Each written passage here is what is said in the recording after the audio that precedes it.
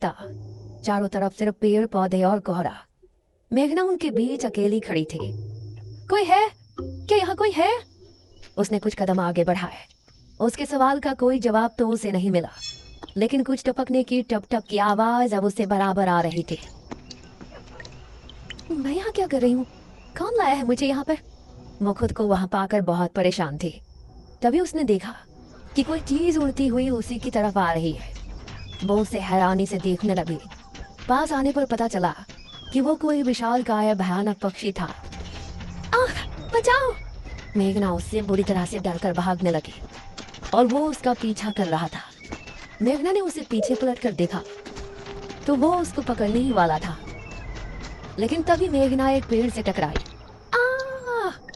उसने देखा कि उस पेड़ से हरे रंग का पानी टपक कर नीचे गिर रहा था।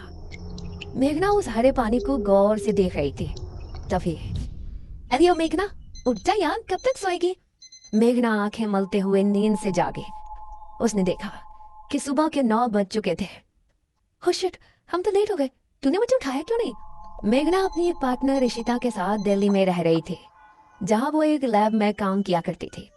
दोनों ने साथ नाश्ता किया और फिर तैयार होकर अपनी लैब के लिए निकल गए।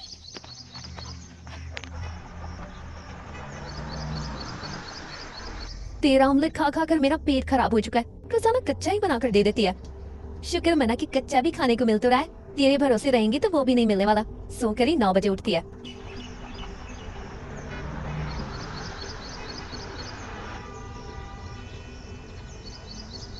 ये दोनों लैब में पहुंचे और वहां जाते ही ईशिता के पास प्रोफेसर जयदेव की कॉल आई। तुम दोनों ने इस बार बहुत समय ले लिया है।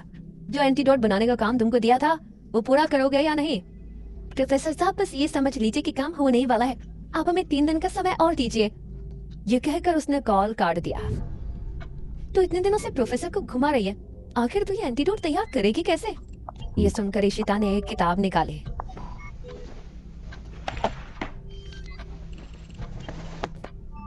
यार देख ये किताब, इसने बहुत से ऐसे लिक्विड के बारे में लिखा है जिनकी कहानी पुरानी दंत कथाओं और लोक कथाओं से जुड़ी है। तो तू कहना क्या चाहती है?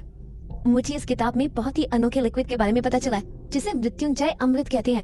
हम उस लिक्विड का टेस्ट करेंगे और अगर वो हमारे काम का निकला तो उसे यूज भी कर सकते हैं। मृत्युंजय अमृत? देख मैं तेरे साथ कहीं नहीं जाने वाली हूँ। ये सब बातें बकवास होती हैं।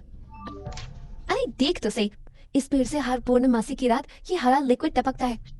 तभी मेघना ने देखा कि उस पन्ने पर किसी मृत्युंजय अमृत के बारे में लिखा था और उसमें ठीक वही पेड़ दिखाया गया था जो मेघना रोजाना अपने सपने में देखा करती थी। मतलब उस हरे पानी की बात ही इस किताब में लिखी थी। हे भगवान, क्यों हिला डाला ना, है ना इंटरेस्टिंग? मेघना ने कुछ सोचा और फिर जवाब दिया, हाँ तो हम दोनों कल ही बीरमपुर गांव के लिए निकलते हैं।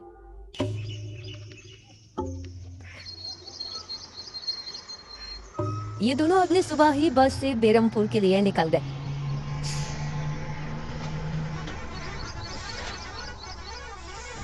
बस एक बात बता, तू मेरे साथ वहां जाने के लिए एक ही बार में कैसे राजी हो गई?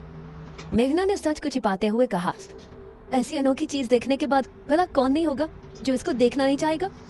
ओहो, ये हुई ना बात। मैंने तुझे पार्टनर बनाकर कोई गलती नहीं की।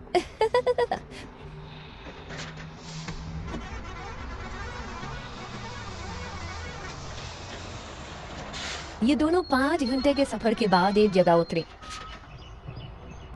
इनके ठीक सामने एक बड़ा सा गेट था जिस पर नाम लिखा था बेरमपुर। ईशिता और मेघना ने जैसे ही गेट के अंदर कदम रखा तो अचानक से मौसम बदला। सूरज मानो बादलों के पीछे छिप गया और एक हवा अपने साथ आंधी ले आई। अरे वाह, गांव का मौसम तो बहुत ठंडा है। इधर गांव के लोग भी अचानक बदलते मौसम को देखकर हैरान रह गए। अरे ये क्या, अभी तक तो काफी गर्मी थी, ये अचानक आंधी कहाँ से आ गई? मुखिया जी, लगता है बारिश भी जरूर आएगी। इधर मेघना और ईशिता दोनों ही गांव की तरफ बढ़ रही थी। यार ये गांव के लोग ठीक तो होंगे ना?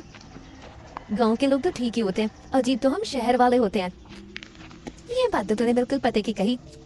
ईशिता और मेघना दोनों गांव के चौक पर पहुंचे।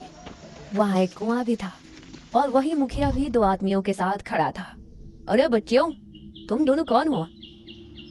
अब नमस्ते जी, मेरा नाम इशिता है और यह है मेरी दोस्त मेघना। अच्छा बेटा, वैसे हमारे गांव में किस वजह से आना हुआ? वो असल में ओ अंकल, हम लोगों को अपनी स्टडी के लिए 5 गांवों के बारे में लिखना है, इसलिए हम लोग यहाँ आए हैं। इसके बाद और 4 गांव में जाएंगे। ओह अच्छा, फिर तो ठीक है बच्चों, हम तुम्हारी जितनी हो सके उतनी मदद करेंगे। जी अंकल, क्या हमें यहाँ कुछ दिन के लिए रहने के लिए कोई घर मिलेगा किराए पर? अरे बच्चों, तुमको किराए के घर की क्या जरूरत है? तुम दोनों जब तक चाहो मेरे ही घर में रह सकती हो। ठकुराइन वैसे भी लड़कियों से बहुत प्यार करती है। जी शुक्रिया अंकल।